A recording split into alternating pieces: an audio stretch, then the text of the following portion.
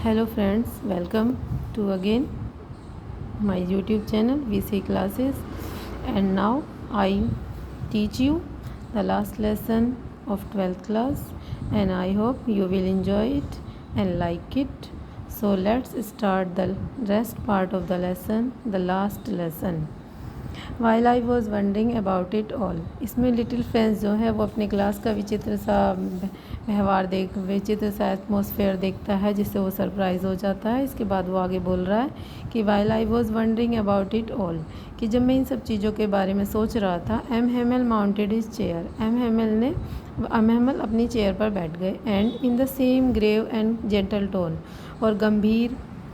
और उसी गंभीर और जेंटल टोन में, विनम्र से स्वर में, which he had used to me, जो वो मेरे लिए यूज़ किया करते थे, सेड कहा, my children this is the last lesson I shell give you, मेरे बच्चों यह आज अंतिम लेसन होगा, अंतिम पार्ट होगा जो मैं तुमको दूंगा। The order has come from Berlin to teach only German in the schools of Alsace and Lorraine, क्योंकि जो था अल्सेस और लॉरेन के स्कूल्स में अब केवल जर्मन भाषा ही पढ़ाई जाएगी, ऐसा आदेश बर्लिन से आ चुका है। फिर है the new master comes tomorrow, और इस भाषा के लिए जो न्यू टीचर होगा वो कल आ जाएगा। This is your last French lesson, यह आपका अंतिम फ्रेंच पार्ट है।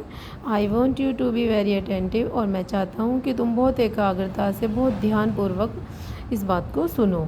What I thunderclap these words to me, जैसे ही एम हेमल ने ये सारे वर्ड्स कहे तो उसको ऐसा लगता है लिटिल फ्रेंच को जैसे उसके ऊपर कोई बिजली सी गिरी, क्योंकि थंडर क्लैप यानी कि बिजली की कड़क, जैसे बिजली की गड़गड़ाहट सी हो जाती है और हम डर से जाते हैं, उसी तरीके से वो कहता है कि ये शब्द जो थे मेरे लिए भी बिल्कुल ऐसे ही थे जैसे बिजली की कड़क।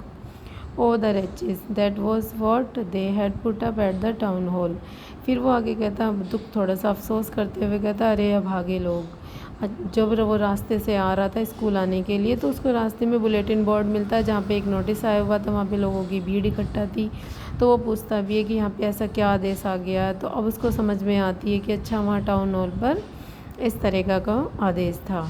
माई last French lesson, why I hardly knew how to write. अब वो अपने आप से बातें करते हुए कह रहा है, अपने आप से सोच रहा है कि मेरा अंतिम फ्रेंच पार्ट क्यों। I hardly knew, hardly means मुश्किल से, I hardly knew how to write, क्यों मैंने इसको मुश्किल से ही लिखना सीखा। I should never learn any more, I should never, या नेवर मीन्स कभी नहीं, आई शुड नेवर लर्न, अब मैं कभी भी इसको और ज़्यादा नहीं सीख पाऊँगा। आई मस्ट स्टॉप देयर, मैं यहीं पर रुक जाऊँगा। देन तो oh how sorry I was for not learning my lesson, अब उसको थोड़ा अफसोस होता है कि समय निकल गया और उसने फ्रेंच भाषा अच्छे से नहीं सीखी, तो इसलिए वो दुख मनाते हुए कह रहा है कि मैंने अपने पार्ट को बहुत अच्छे से नहीं सीखा था। फॉर सीकिंग बर्ड्स एग्स, में कभी कभी चिड़ियों के अंडे को ढूंढने चला जाता था। और गोइंग स्लाइडिंग ऑन द सार यहाँ पे एक नदी है जो कि सर्दियों में जम जाती है, उस जम जाना मीन्स बर्फ़ जम जाती है जिसकी, तो वहाँ पे वो क्या करने चला जाता है, स्लाइडिंग, यानी कि उसके ऊपर फिसलने के लिए। माई बुक्स, मेरी किताबें, that had seemed such a nuisance a while ago, वो कहता है कि मेरी ये बुक्स जो मुझे कुछ समय पहले ही अब बकवास लगा करती थी और सो हैवी टू कैरी, ले जाने में बहुत भारी लगती थी। My grammar and my history of the saints, मेरी ये ग्रामर की बुक और माई हिस्ट्री, मेरी ये इतिहास, संतों का इतिहास की बुक, वर ऑल फ्रेंड्स, पुराने दोस्त थी। नाउ देन, अब मेरा ये क्या हो जाएंगी, पुराना दोस्त हो जाएंगी। Now that I couldn't give up, that I couldn't give up, यानी कि अब मैं इनको नहीं छोड़ सकता था। एंड एम हेमिल टू, और एम हेमिल को भी, the idea that he was going away, ये विचार कि वो जा रहे थे, that he should never see him again, that I should never see him again, कि अब मैं उनको फिर दोबारा कभी नहीं देख पाऊँगा।